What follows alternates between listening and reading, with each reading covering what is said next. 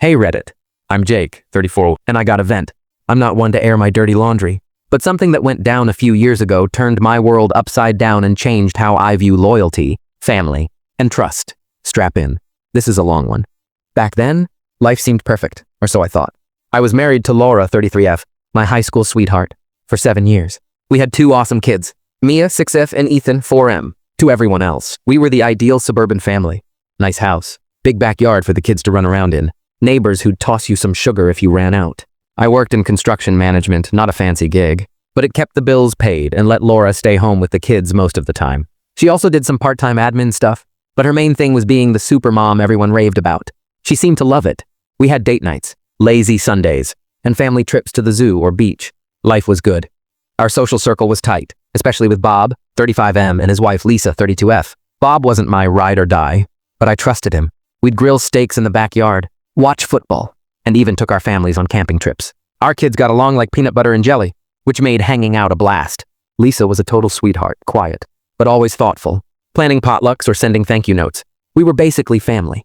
Then Laura started acting off. She got super secretive with her phone, always keeping it in her pocket or face down. She also started going out for girls' nights a lot, which wasn't her usual vibe. At first, I let it slide, she deserved some fun, right?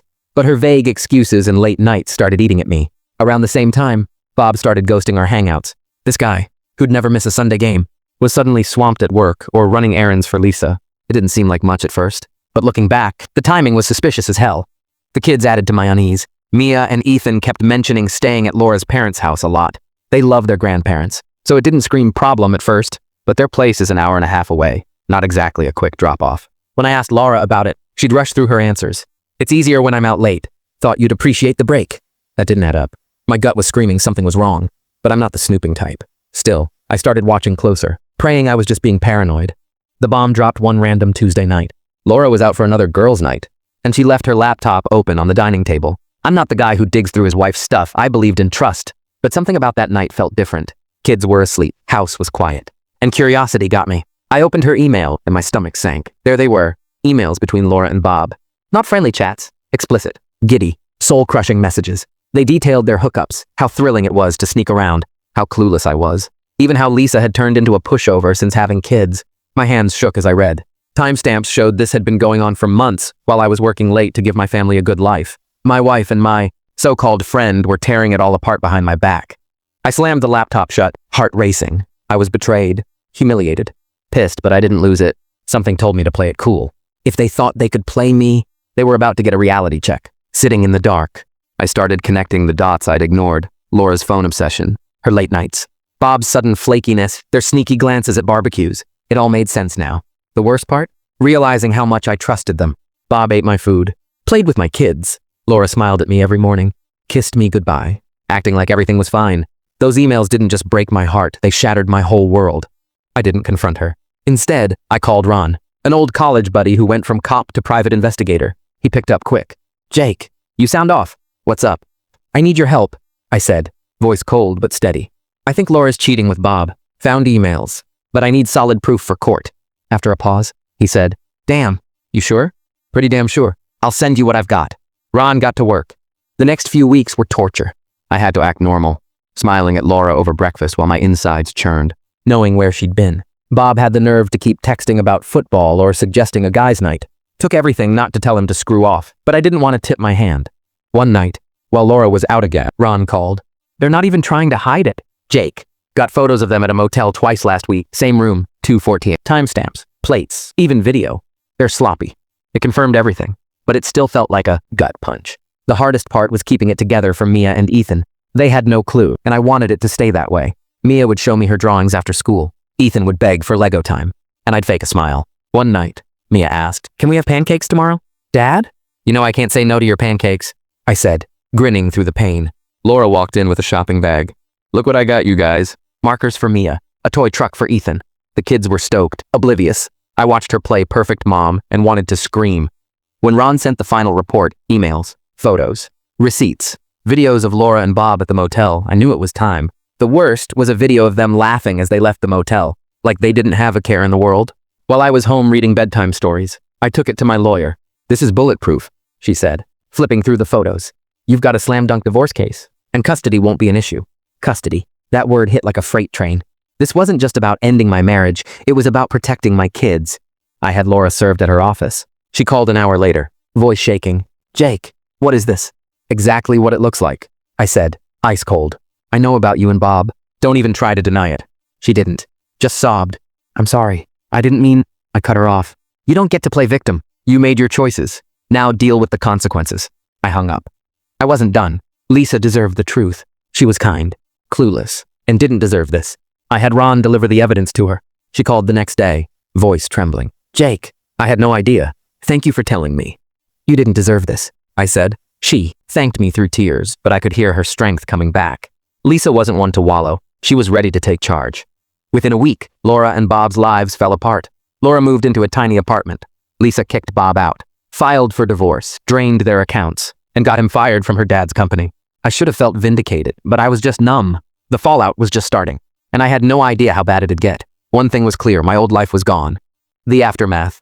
Once the chaos settled, I was left picking up the pieces. My marriage was toast, and I had to focus on moving forward, especially for Mia and Ethan. They deserved stability, and I was determined to give it to them.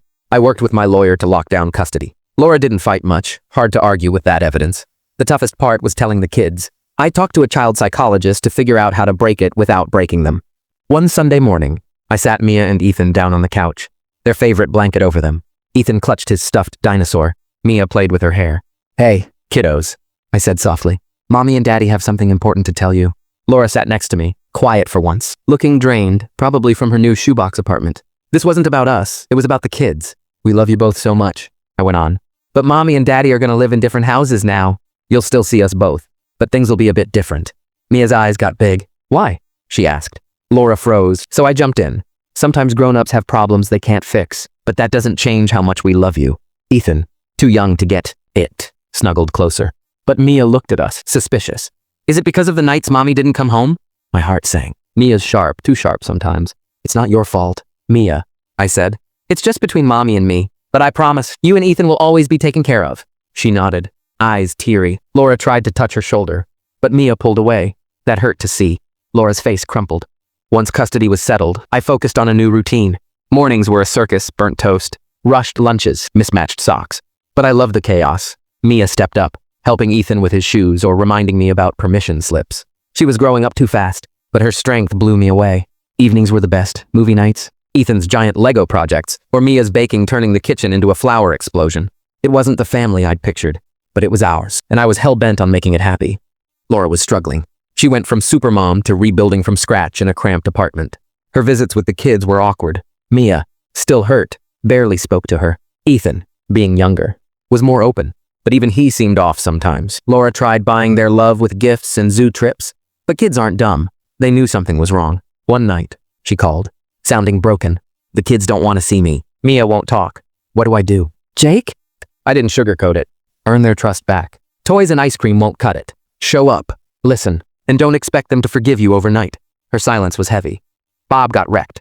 Lisa didn't just kick him out, she annihilated him. Divorce, frozen accounts, fired from her dad's company, and everyone knew what he did. Last I heard, he's crashing in some friend's basement 2 towns over. Lisa called me once, sounding tired but strong. Thanks for telling me. Jake, it hurt, but I needed to know. You didn't deserve it, I said. Neither did your kids. She's back in school now, killing it as a single mom. I started therapy for me and the kids. Didn't want them carrying this baggage forever. My therapist, Dr. Neil, helped me deal with the anger and guilt. You're allowed to grieve, Jake, he said. You didn't just lose your marriage, you lost the future you thought you had. That hit hard. I'd been so focused on the kid, I hadn't processed my own pain. Slowly, I started letting go, not for Laura or Bob, but for me. Where we're at now. Things are better, but it's not all roses. The good stuff. Mia, 8F, and Ethan 6M are thriving. Mia's obsessed with art. Her room's like a paint bomb went off. She even asked for a giant sketch pad for her big ideas. Ethan's a soccer nut, and watching him charge kids twice his size is thrilling but terrifying. Our home feels like a safe haven again. We've kept Saturday pancake mornings and Friday movie nights. Ethan's on. A Toy Story binge. I've seen Buzz Lightyear save the galaxy a million times. But it's not perfect. Laura's still around. She gets the kids every other weekend. Mia's still pissed and keeps her at arm's length. She remembers Laura's absences and the tension before the divorce. After one visit, Mia was quiet. Mom says she's sorry, she said. But if she's sorry, why'd she hurt us? Broke my heart. I told her it's okay to be mad, but people mess up. I don't want to ruin their relationship. But I can't erase the past.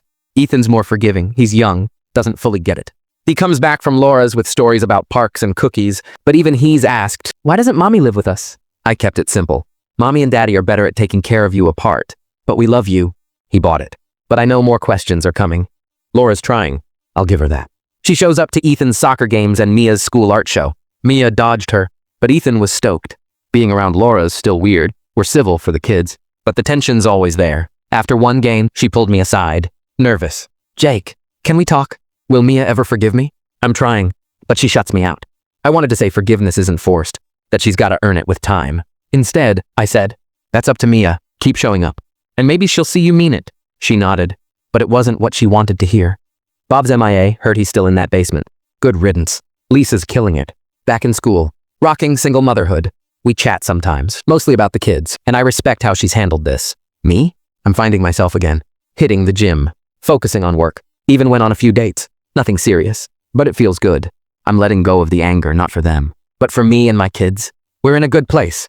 Cracks and all, building a new life. So, Reddit. AITA for exposing Laura and Bob and letting their worlds crash? Or did they get what was coming?